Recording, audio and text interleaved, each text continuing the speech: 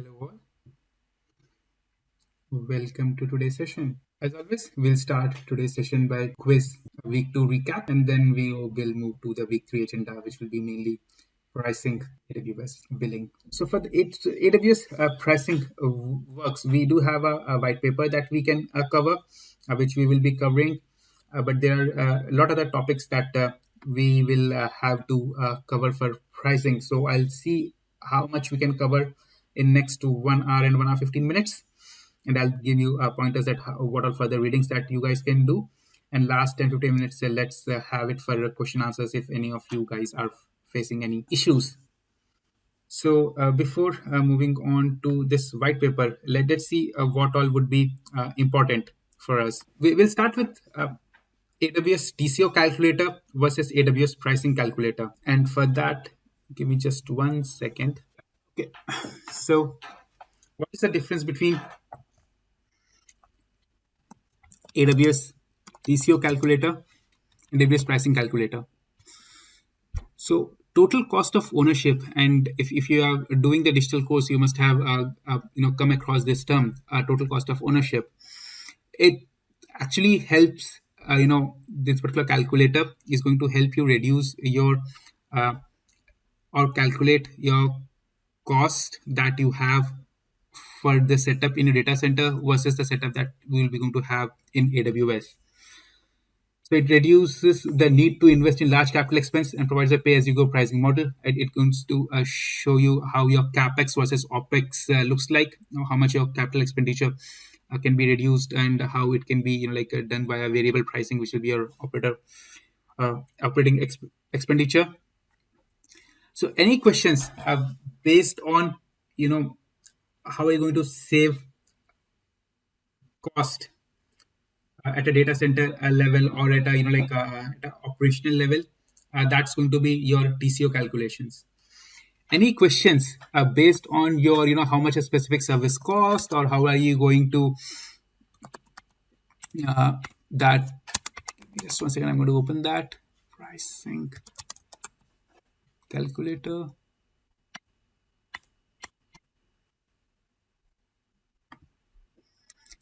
Yeah, any questions based on how much your current AWS infrastructure costs is going to be AWS pricing calculator, or if you want to estimate how much it's going to cost of a specific service in your AWS, that's going to be AWS pricing calculator.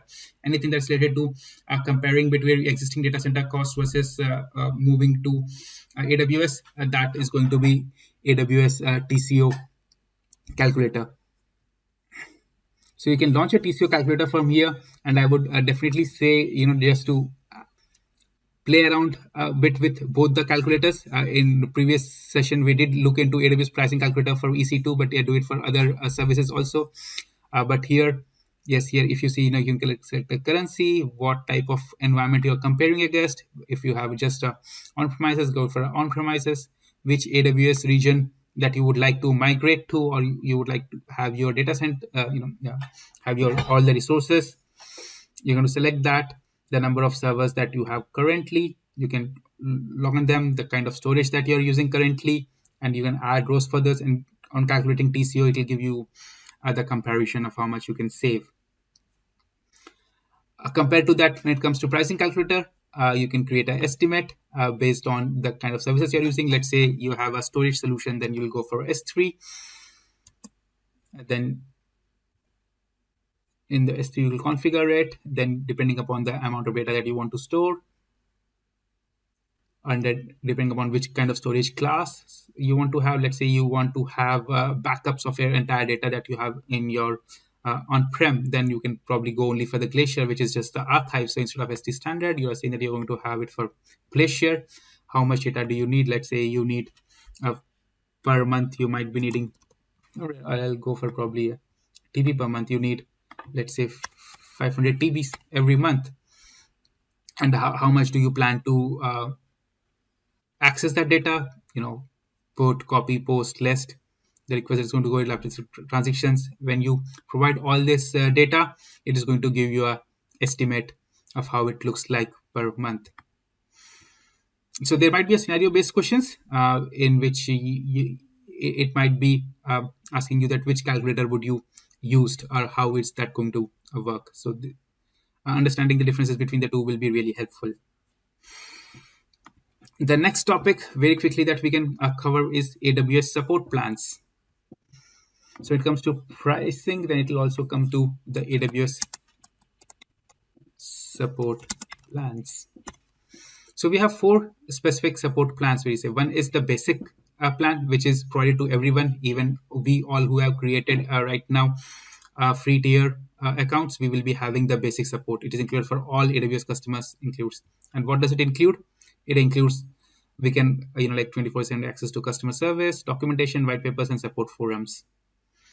AWS Trusted Advisor, will come to this after this section. I'll show that what exactly it does, and we do have access to that in the basic support, but to a limited functionality.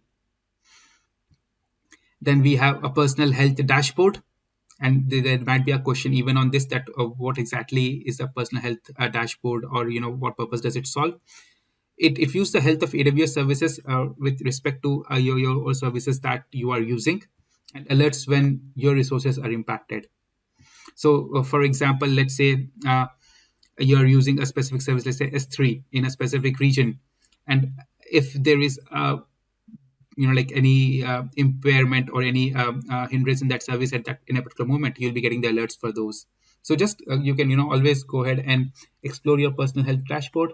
If I am logged in, if I am logged in, then it is going to show me my specific personal health dashboard. Let me see.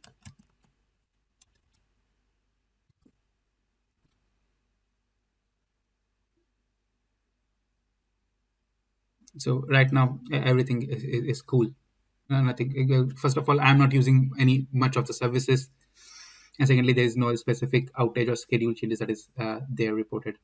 So that's what a personal health dashboard is, and that's included in the basic support. Then we have developer, business, and enterprise. And I would say go through these in entirety of what exactly is available in each of this. And from a very high level perspective, AWS Trusted Advisor, you're going to have it the full set of choices, checks in business and enterprise. If you are at a developer level, which is mainly recommended if you're experimental testing in AWS, then you'll be having only the core service check. But if you have anything that is in production workloads, then go for business, and then you will be having the full access to AWS Trusted Advisor. And for large enterprises, it's recommended to go for large enterprises. In terms of the support that we have for case severity or the response times, as you see, the developer would be having a general guidelines for less than 24, and for system impairments less than 12 hours. In business, we are going to have 2 extra, which is production workloads impairment less than 4 hours, and if it is a production system is down, then we'll be having a support within less than 1 hour. Enterprise, it's going to go one step ahead. In case of critical business critical system down, then there will be a support for less than 15 minutes. In terms of architectural guidance, we do have something called, and I think it should be mentioned here, well architected review. And in enterprise, we do have well architected reviews that are available. Yeah, here it is in the proactive programs. If you see here, we do have well architected reviews specifically for enterprises. One other difference between these is enterprise will be having a support for TAM. TAM is a technical account manager of AWS, who is going to be assigned to the enterprise account, who will be taking care or the coordinating access to programs and other AWS experts as needed. So you will be having access to AWS personnel directly if you are enterprise support. From the pricing perspective, basic is free. From developer, it will be like greater than $29 per month. Business starts from $100 per month, and enterprise it goes $15,000 or above. So yeah, go through these, and there might be a few questions on this specific that for a specific use case, which support would you like to have?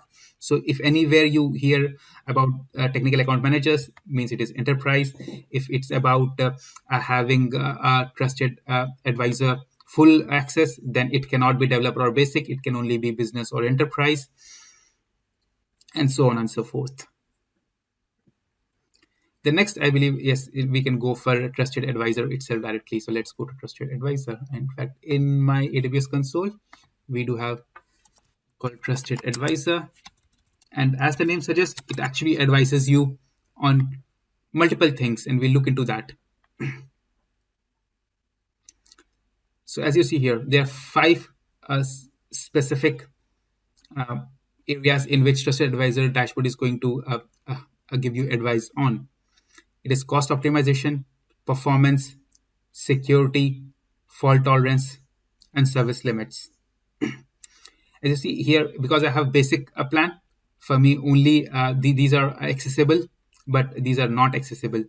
A lot of things, if I click here, it will say not available. So we will start from probably the first, the cost optimization.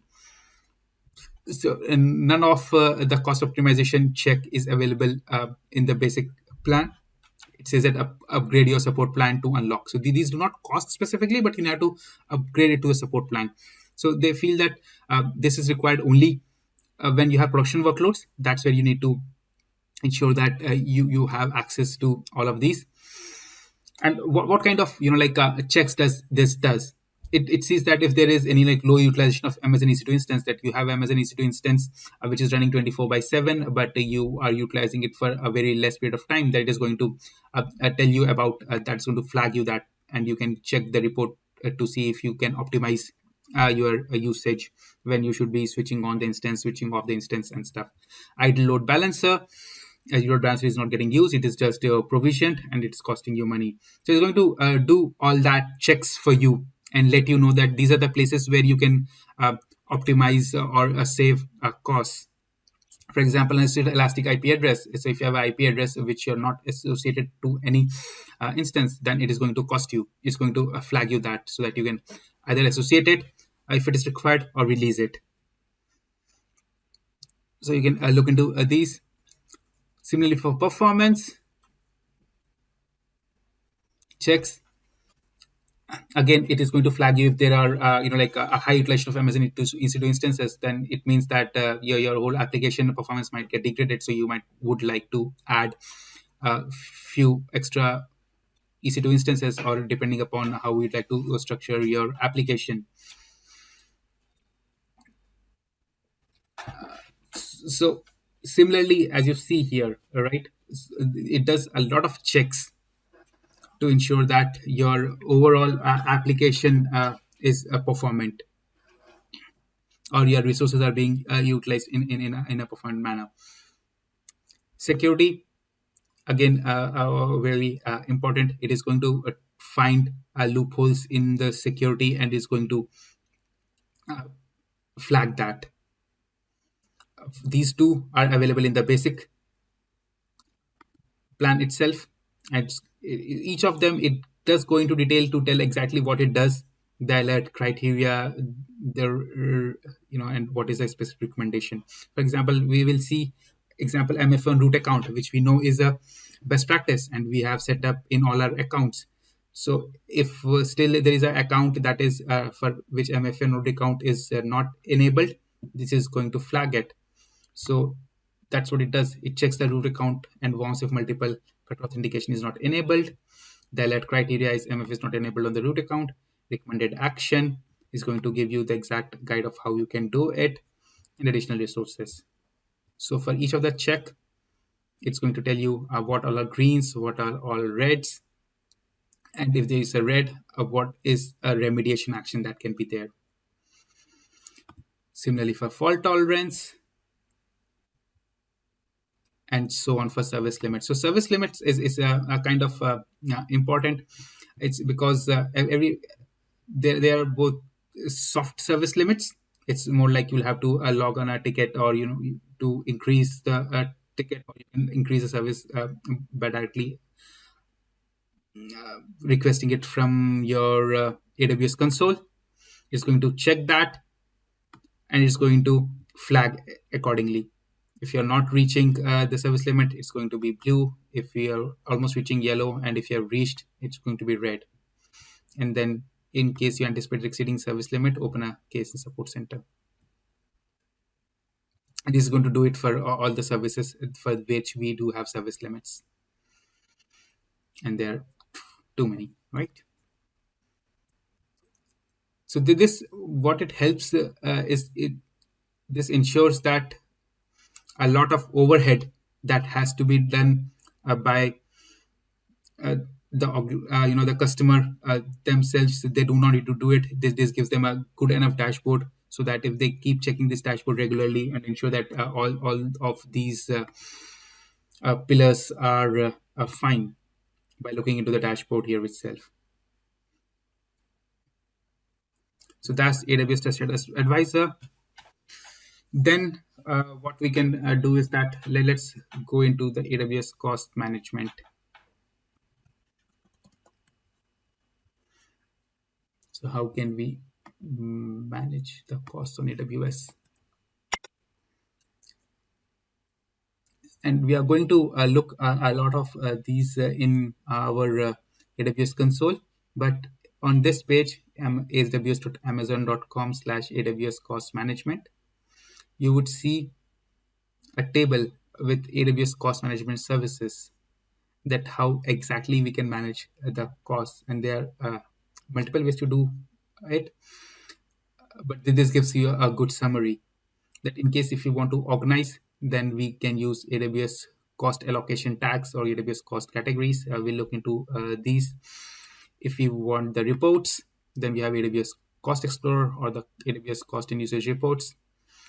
If we want to have the consolidated billing of multiple accounts, we'll look into today about the AWS organizations, which is um, a more of an umbrella for multiple accounts. If organization has more than one account, they can have AWS organizations, and with consolidated billing, they can have only just one bill for their multiple accounts. Then for controlling, we have IAM, AWS organizations that I just mentioned, and then AWS control tower, which is a bit more advanced.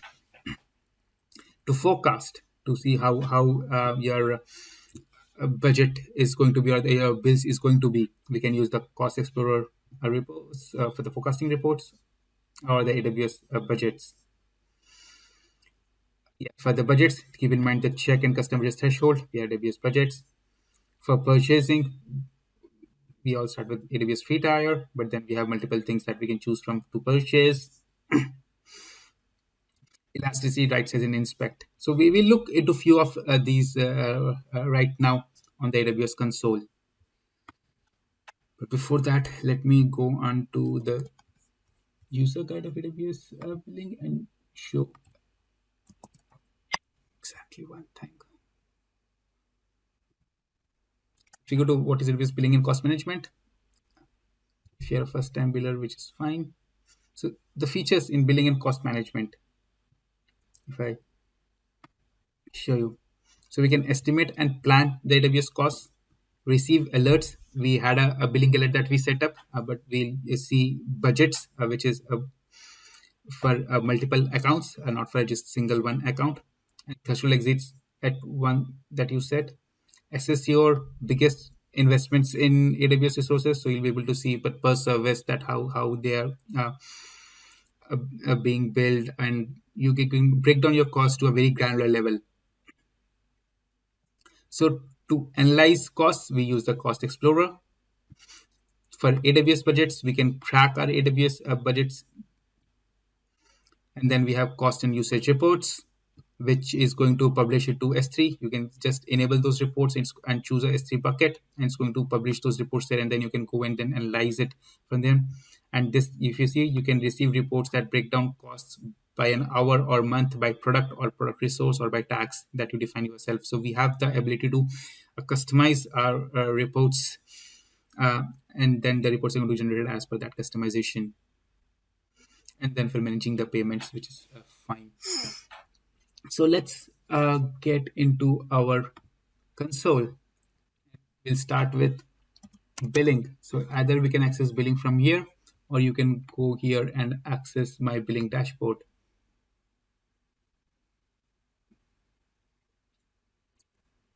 So yeah, for me, the bill is 0, I'm still in free tier. I'm not using any services which are out of free tier.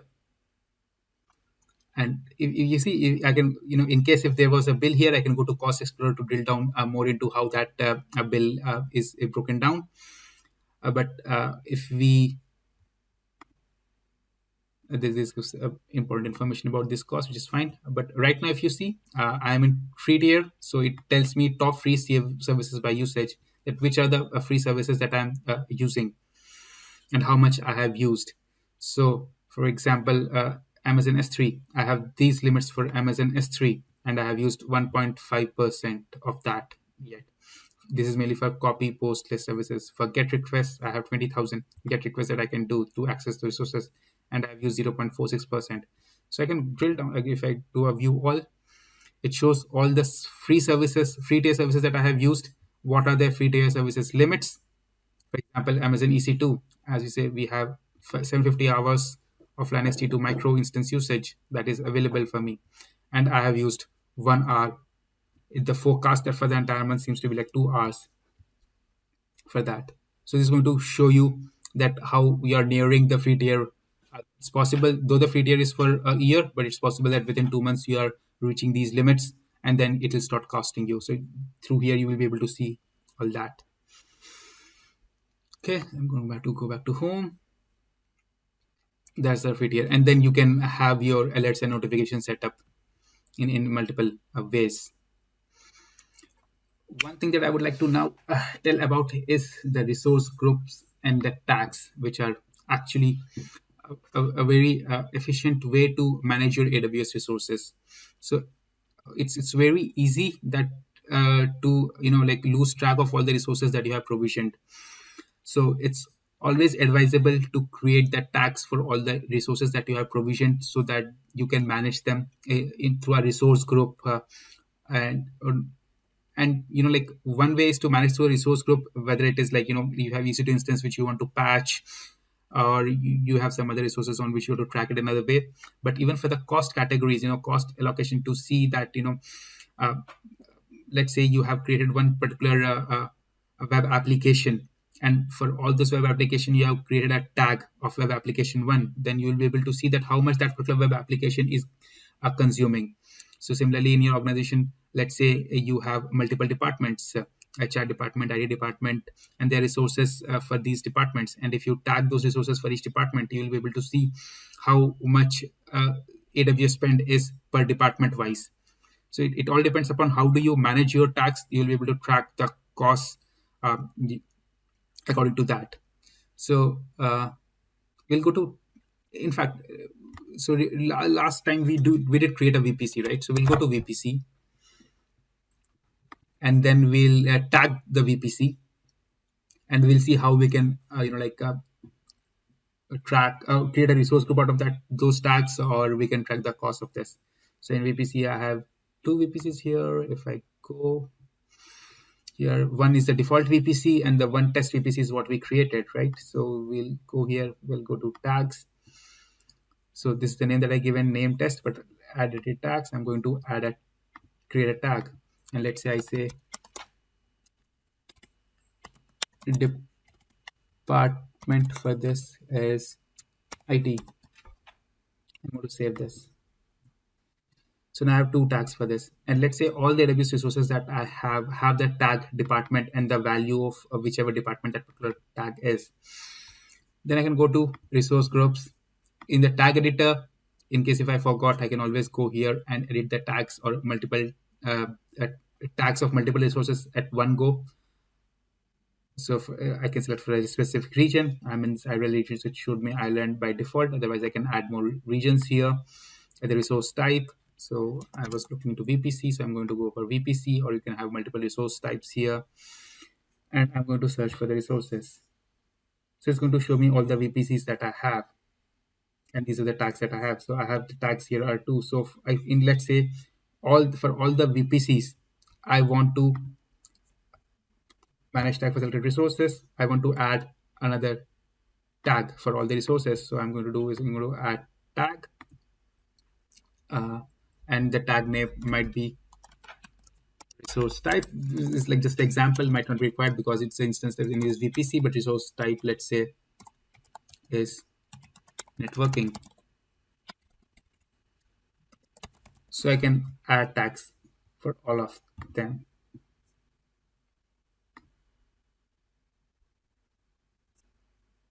So if I'm going to search for VPC again here, sorry,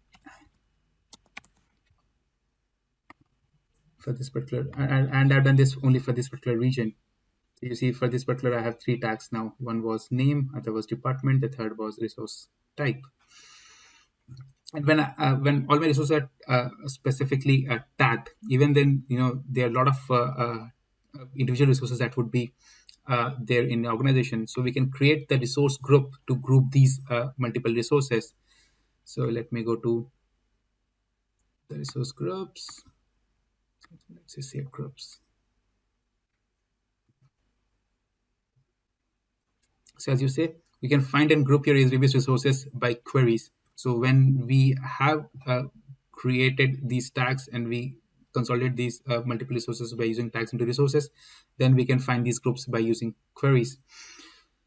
So how it works: find AWS resource in selected region, create a group based on the tag queries or an AWS CloudFormation stack. So when we so there's a way, we'll talk about CloudFormation probably later during Solution Architect Associate. But if we create a resource using AWS CloudFormation, then all of them are tagged. That is given to the specific CloudFormation, and then we can use that particular resource group for specific insights to that. So these concepts would be good to understand. And when you create your resources to play around, always give them a tag and then start using AWS resource group. So once these are there, we'll go back to our billing dashboard and we'll talk about cost allocation tags. So if you see here, now I can activating tags for cost allocation tells AWS that associated cost of data for these tags should be made available throughout the billing data pipeline. Once activated, cost allocation tags can be used as a filtering and group dimension in AWS Cost Explorer. So we have AWS Cost Explorer in which you will be able to filter costs based on this particular tag. So let's say all my resources have the department tag. When I click on department in the AWS Cost Explorer, I'll be able to see that how much this department is being spending. So I can use these tags for creating a specific dimension for the cost allocation. So I have these, and there are two specific tags. One is AWS by default and the user created one. So by default, AWS does provide this AWS created by tag. And as of now, none of these cost allocation tags are enabled.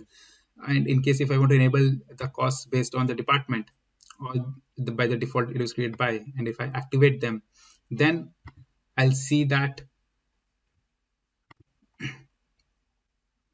in my cost explorer, though as of now I do not have like a cost consumed, or I'm not using the resources in this particular account, but when they will be there and there will be cost, you'll be able to filter by these tags.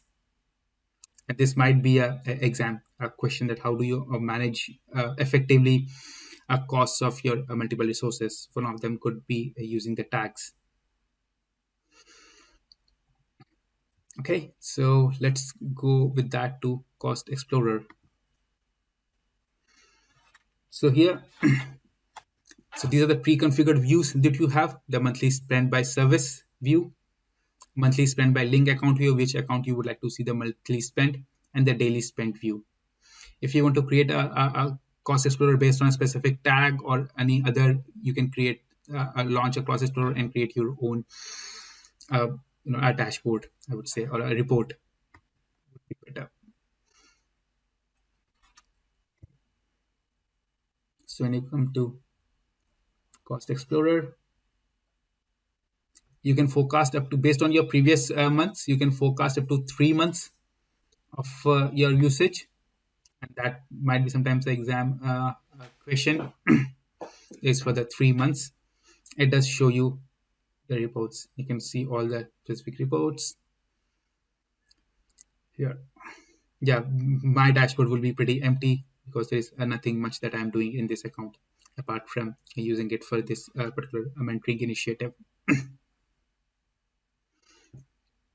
So there are multiple things that you will be able to do with this. I would say that go through the user guide and understand each of these functionalities in a bit more detail. That will be helpful. Going back to my billing management, yes, we can go through the budgets now. So if you see, I have set up one budget here based on the cost, that in case if my budget is exceeds this, it is going to give me a alarm. So you can create your own budget of accordingly. If you see, there can be 4 types of budgets that we have: budget based on the cost, how much 46 is; budget based on usage. If I click here, it does say that I do not have any usage budget as of now. Budget based on reservation, that how much reservation it does and how does the budget works, and budgets according the savings plan. So, and creating a budget would be pretty simple. We can choose which kind of budget we would like. Let's say a cost budget. I can set a budget here. I'll give it a, I'm not going to create it, I'm going to just show that. For a period of monthly, quarterly, or annually. Is it a recurring budget? Start month. Is it with a fixed or budget monthly planning? How much do I want?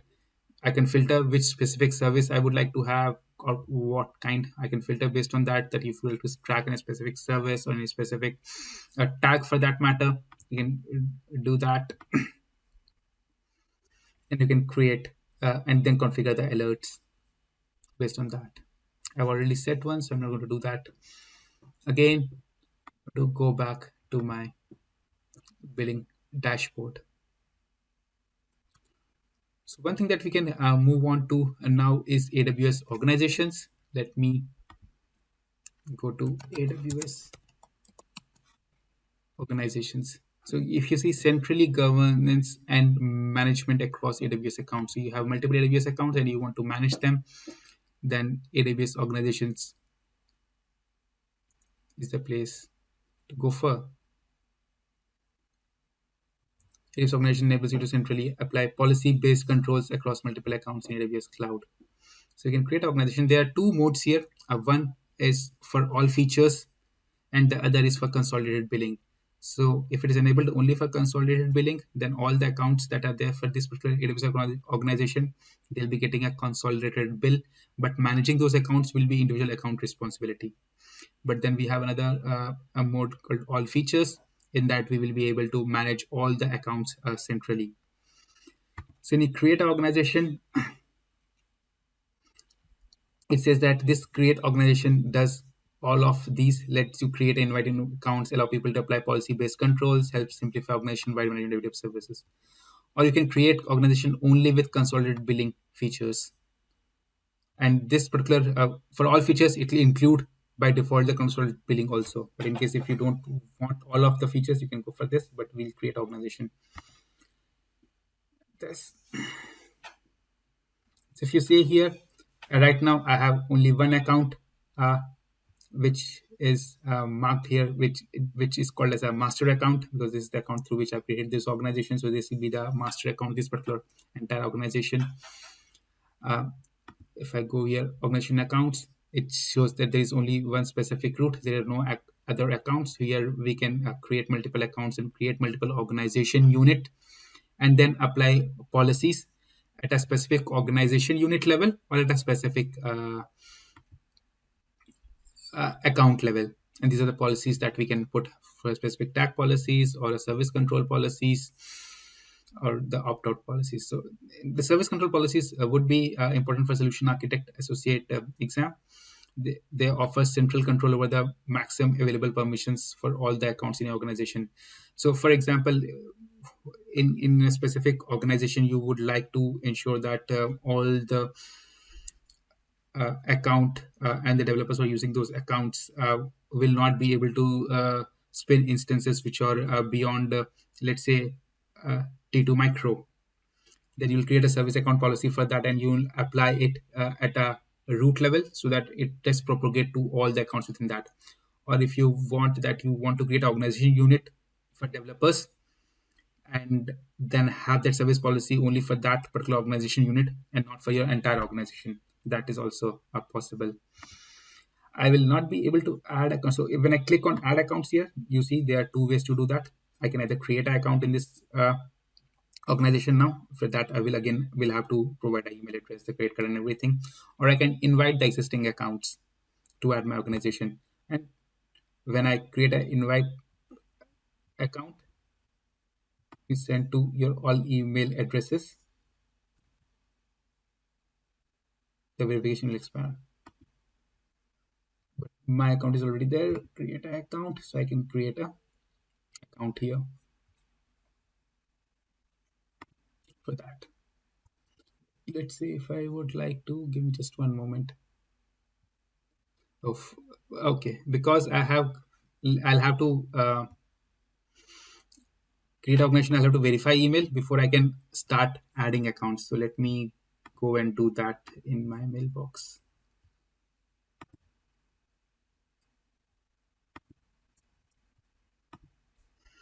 Just one moment. Okay.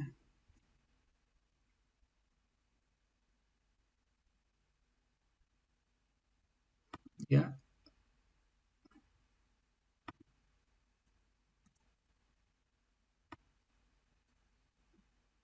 So I did get a email like this, which says that verify your email address. I'm going to click on this. It's going to verify my email address. Now, as my email address is verified, now I can go and add account and invite an account. So if I invite account, I'll have to have the email ID of the account that already is there and then invite that person. So let's do quickly. If anyone can provide their email address from which they have created their account, I can quickly invite that account to the organization, and then we can have a quick demo of how it looks. So anyone in the group who would like to, okay, I got 2 email IDs. That should be enough, I think. Let me invite you both, and then you will be getting an email ID to accept the request. I'm going to invite another account.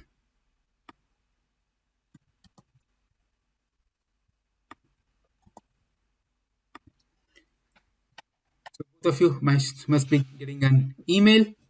But yeah, that's how, once we have these accounts all combined, then we will be able to see those accounts within an organization. And once that is there, then we will be having a consolidated billing. And what I want to highlight here on the consolidated billing is that there will not be a separate bills for each account. Let's say account 1 and account 2.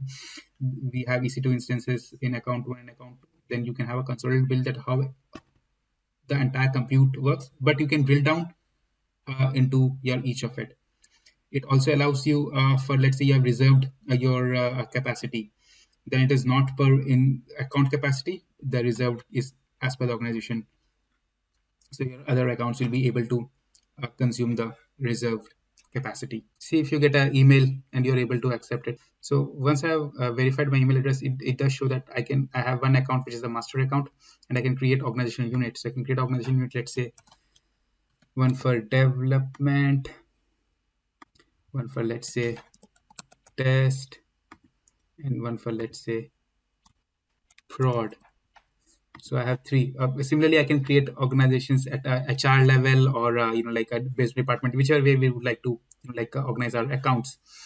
And then we have a root account in which all the accounts are there, and then we have dev, test, and prod. So if I click on dev, I does not have any account in the dev.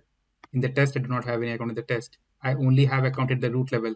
But now I can check this, and I can move it to any of these. So let's say I have moved my account to dev. So in a root account, I do not have any account now. My account is only present in the test. So if any policy that I want to apply, I can apply the policy at the dev level, and it is going to is going to apply the policy for all the accounts within that. We can have hierarchical organization units. So in the dev organization unit, I can have, let's say, dev 1, or let's say dev for HR, and I have dev for IT. So if you see, now we can have hierarchical organizational units. So any policy that is applied at the dev level, it's going to get applied to hierarchical all the accounts which are there within even dev HR and dev IT. If any organization policy is set up at dev HR, then it will be only at the dev HR level and not for organizations in either dev IT or dev. And based on how the accounts are, we can always move those accounts between from this account to other account. So I'll always be having these preview that is coming, and now I can move it from whichever way. So I can move it to dev IT, let's say now. So now I'll be able to see this particular account in dev IT instead of at the dev level. So that's how we can manage your multiple accounts, having this as a hierarchy of root account and organizational units. Let me go back to the account here and let me add account. Sorry. Yeah, I don't think the invitations that I have sent. Yeah, I don't even think Sushil is able to access it. Yeah, so once a person accepts that account, then all those accounts are shown the way we were organizing accounts. Those accounts will be shown here, and we'll be able to organize those accounts. Yeah, that's pretty much on organization accounts for now. Let's quickly move on to the AWS white paper. For that, I would need okay. So we will not be able to go through the entire white paper in this session, but we'll try to cover as much as possible. But I'll try and cover the key aspects of it, and then you guys can go ahead and read it full. It's not a very big document. It's 22 pages, but the probably actual content is within around 15 to 16 pages. It's not a very huge document. So we move on to the next.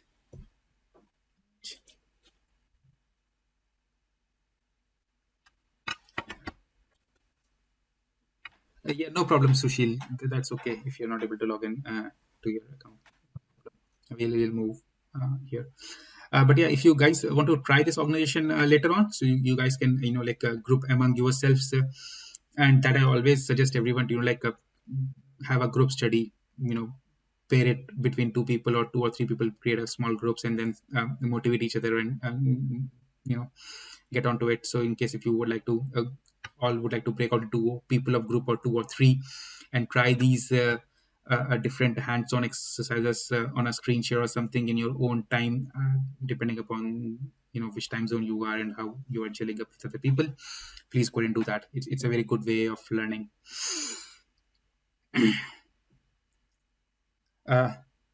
So if you see in this particular document, we are starting with understanding the fundamentals of pricing.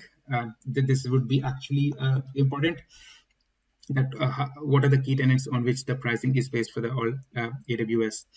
And as we see, we have started with the AWS free tier. Then we'll go into the individual services pricing. We might not be covering all of them today, but okay, sorry. Yeah, we should be covering EC2, which is important. We should be covering S3, which is important. Yeah, I'll probably focus mainly on these two for this session, but you all can read through all the services. Then, yes, we'll talk about the optimization cost and reservations that we can do at a high level again. And that's pretty much the document is for. So let us start.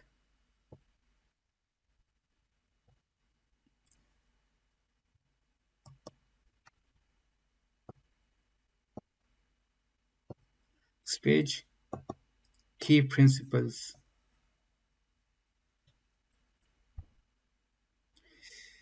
Helps you faster, reduce IT costs, and attain global scale through a broad set of global compute, storage, database, analytics, and application development services, which is good. AWS offer on-demand, pay-as-you-go pricing model, reservation-based payment models.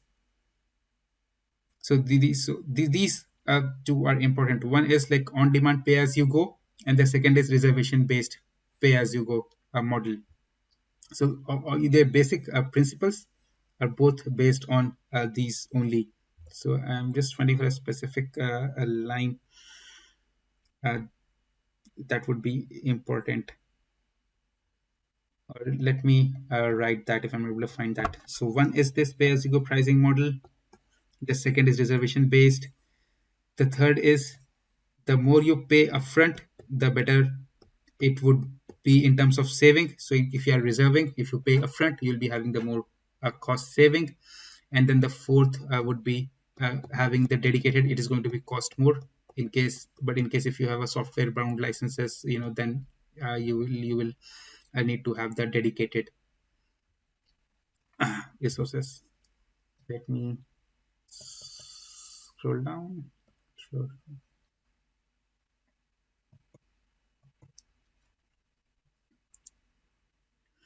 So on the principles, there is no charge for inbound data transfer or the transfer data between other AWS services within the same region. So in the most cases, that's the case. There are some exceptions, so you do verify the changes, but that's an important thing. Outbound data transfer does have a cost.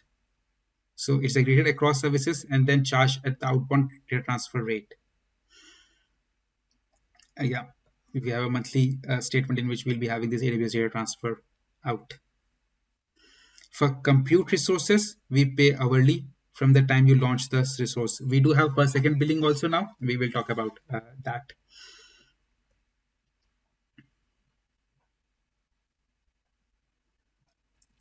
So maximize the power of flexibility. Yeah, here you can choose from pay exactly what you need or more. There's no minimum commitment. There's a long-term commitment is required. So you have that flexibility of using.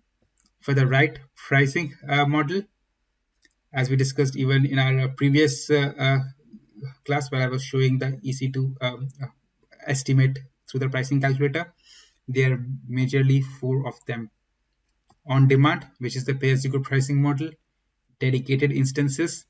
You said this is going to be a specific physical hardware that is allocated to you, so it is going to cost more, but that is required in certain scenarios.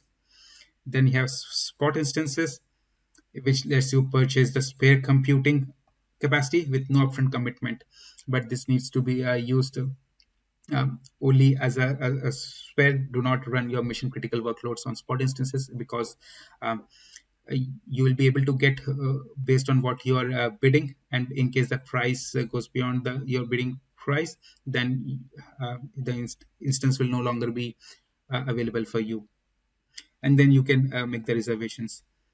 As you see, there was a question today also. It is mentioned multiple places in reservations. You can have specifically for EC2 instance, you will be able to have 75% for EC2 instance on when it comes to reservations. And it comes to spot instances, the discount can up to 90%. Moving ahead is with the free tier, as we know, and I did show you guys the page in which you'll be able to see all the free tier services that are available for you and the limits that are there.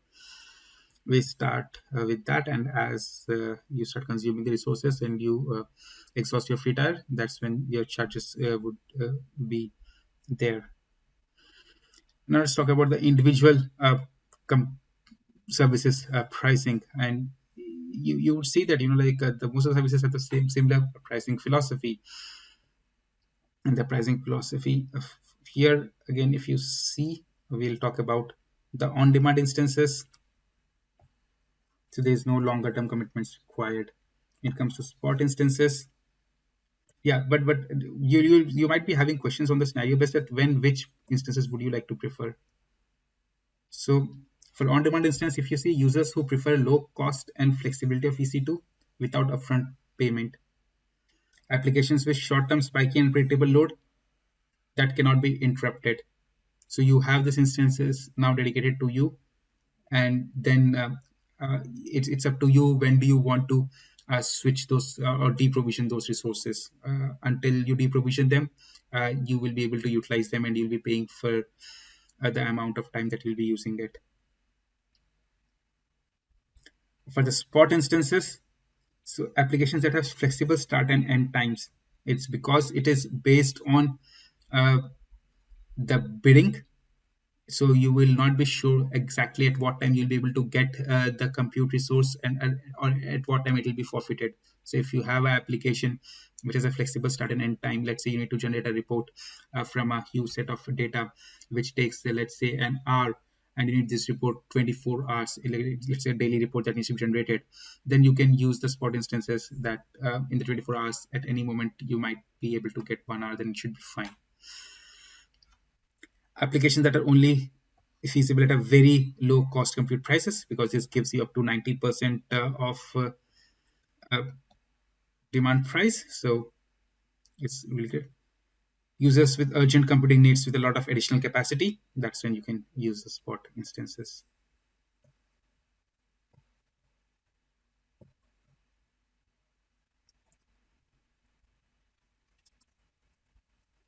Okay, as I said, the spot instance is set by Amazon fluctuates periodically depending upon the supply and the on-demand instance capacity. If your maximum bid exceeds the current spot price, your bid request is fulfilled and your instance will run until either you choose to terminate the service or the spot price exceeds your maximum bid, whichever comes first. So you'll not be exactly sure that when you'll be able to get the compute instance and when you'll have to leave the, or it will be terminated. Reserved instance, you can reserve it as for 1 year to 3 years based on the commitment that you would like to give. It have to 75%.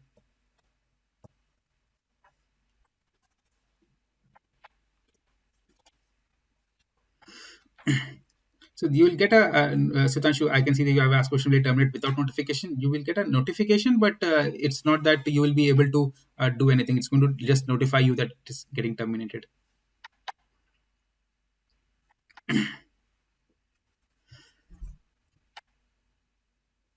Okay. For applications that have predictable usage, yes. For reserved instances is obviously for applications that have predictable usage. You know that for next 1 year or 3 years, you have a specific uh, resource utilization or the plan of the capacity plan that you have done, and based on that you can reserve the instances. Application with steady state usage, applications that require reserve capacity, and 1 or 3 year term.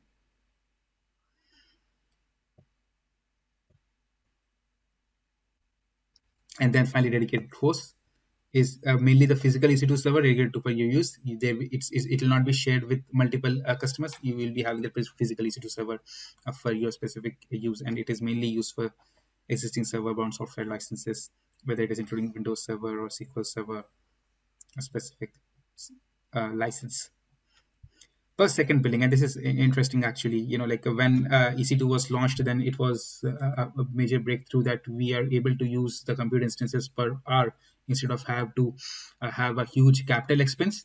It was like it is a variable expense now, because you'll be able to rent the compute instances. But then in 2017, we announced per second billing and mainly usage of the license based instance across on demand reserved spot instances. So now, if you want to use, let's say, just for 15 minutes and 10 seconds, you will be charged just for that time and not for the entire hour. So that results in a huge cost saving for the customers. Okay. This is now, I'll try and go deep into this a bit, just so that it gives you an idea of how the pricing works. Okay, I will not do it for every service, but generally the principles remains the same, so you'll be able to get the idea of how the overall pricing works. So for, let's say, Amazon EC2, and it's quite comparable, how the pricing philosophy works. So it first, since the clock hours of server time, how much time your resources has been utilized, so you're going to incur charges for when they are running. The instance type. So even if we purchase a server, it depends upon how powerful the server is. So, or when you say powerful, it depends upon the CPU, it depends upon the memory the server has. So we do have a wide range of selection of instance types, and in as we see that it is T2 micro that we use for free tier, but it has a lot many instance types based on the various use cases, and it does have a combination of and storage and network capacity. We did see that during our EC2 session last week, and based on that, your pricing or Amazon EC2 costs will depend. Then we do have a pricing model. Again, it is on demand, reserved, dedicated, or on spot. And you might have a question of, like as simple as this, that which of the following is the pricing model? And it might be like the four options: on demand, spot, dedicated, and reserved. And there might be a fifth question of something else, and you might have to choose which is not. Then the number of instances, obviously, it depends upon the number of EC2 instances that you would provision. The cost will depend upon that. The load balancing, this is important. So if the load balancer is used to distribute the traffic among EC2 instances, which you would need to, let's say you have a lot of web traffic that is coming in, then you might be having multiple web servers and preferably in multiple availability zones. Then you will be having an elastic load balancer, which would be distributing traffic among these uh, different web servers. Then that is going to uh, cost based on the number of hours Elastic Load Balancer runs and the amount of data it processes contribute to the monthly cost. And this is one thing that a trusted advisor does. If there is Elastic Load Balancer that runs, but it is not, it is idle, it is not distributing any traffic, it is going to flag you there, which gives you opportunity to save cost by terminating the Elastic Load Balancer. Then detailed monitoring. We did not cover CloudWatch yet, but yes, Amazon CloudWatch is a way to monitor your EC2 instances. And by default, it does send the metrics for monitoring every 5 minutes, but you can enable a detailed monitoring, which is going to do it every minute. And if you are going to enable that, then there will be a charge based on that. So you see, by default, the basic monitoring is enabled. You can enable the detailed monitoring. For a fixed monthly rate, you can opt for a detailed monitoring, which includes 7 pre-selected metrics recorded once a minute. And that is going to be chargeable. Auto scaling. So automatic scaling is mainly, you might be setting up a configuration that minimum you would like to have 2 web servers, but when the peak load, when there's a load that is peaking, you might want to go up to maximum 6 servers. So you'll set up a configuration for auto scaling as like 2 as minimum and 6 as maximum.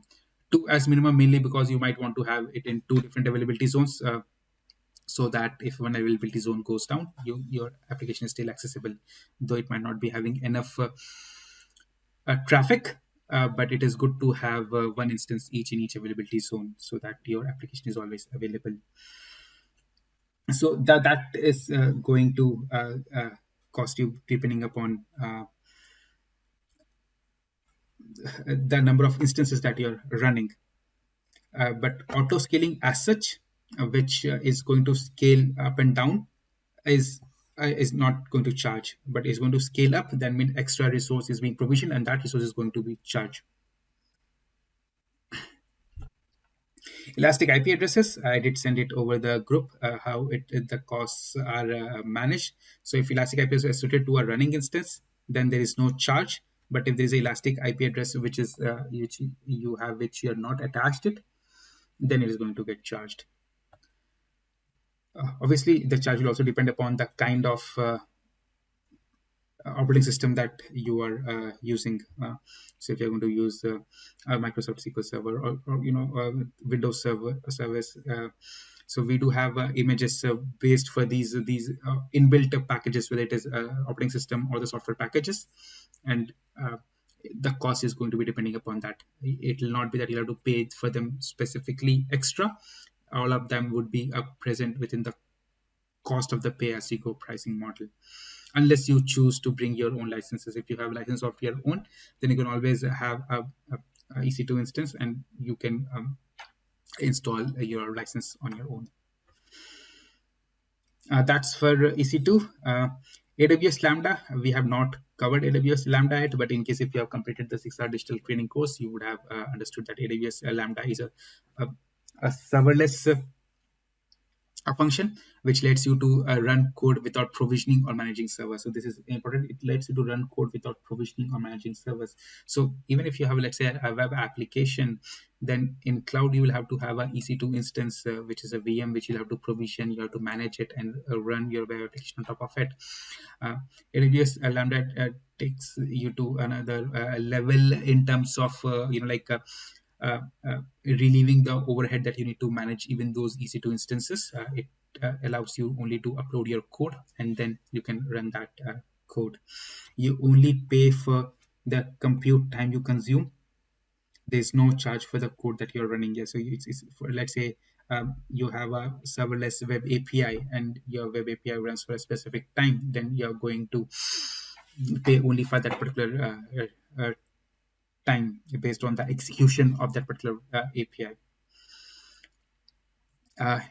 Sorry, come down. And the pricing here depends upon, there should be, yeah, the pricing, it depends upon the two things. GB seconds per month is free, and 3.2 milliseconds of compute time. So it's like, this month compute time is already free per month, and then GB second thereafter. So you can see what's the level of the charges that we pay. So any application that you think can move into serverless, it's going to have a huge cost saving on the organization. We are going to move to S3 now quickly before we move on to our question answer.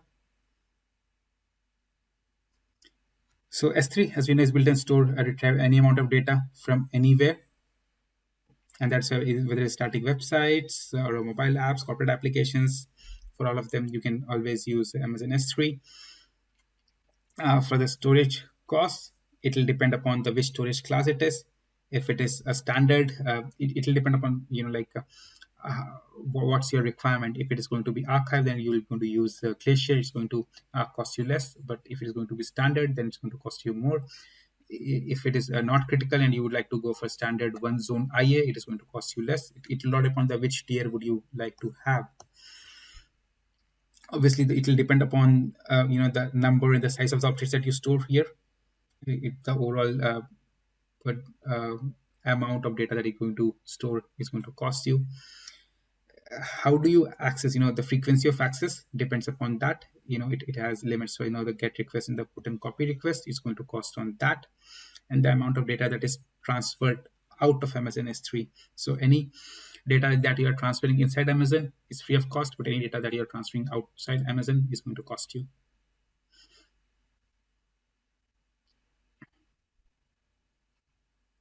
Then we do have details of how the Amazon Glacier works. But yeah, I would like to say that all of you should go through this white paper once to understand how the pricing of the different services works. Amazon RDS, it's a relational database service from AWS. Again, the cost will be based on the clock, database characteristics, purchase type, and so on and so forth. So let's go now to optimizing cost with reservation. And we did already discuss this, how can we reserve EC2 instances.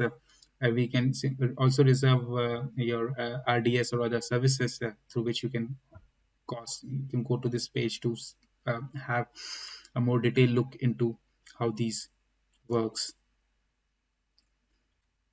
And as if you standard one term, if we pay upfront, then it's going to cost save more.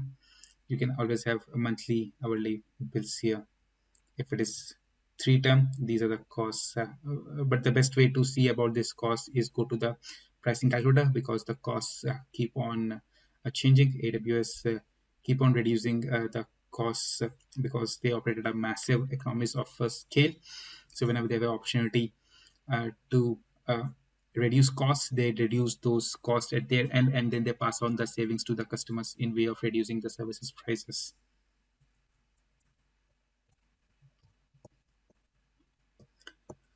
And I believe that's pretty much that I have for this session. Yeah, it's great. So I would say that go through this document a bit more in detail, and whatever topics that we have covered today. It's like whether it is a TCO calculator versus simply versus AWS pricing calculator, whether it is AWS support plans. Expect few questions on that. AWS trusted advisor, AWS organization, and the billing dashboard. So yeah, go through all of them. Yeah, I know today's session was more theory, but it is very much required. So yeah, it might have been uh, difficult to focus, but I would be uploading the recording. So feel free to go through that again or go through the links that I will be sharing it. That's pretty much I had, and I think we are about time. So thank you all. Any questions? Please feel to reach out to me individually or post it in the group.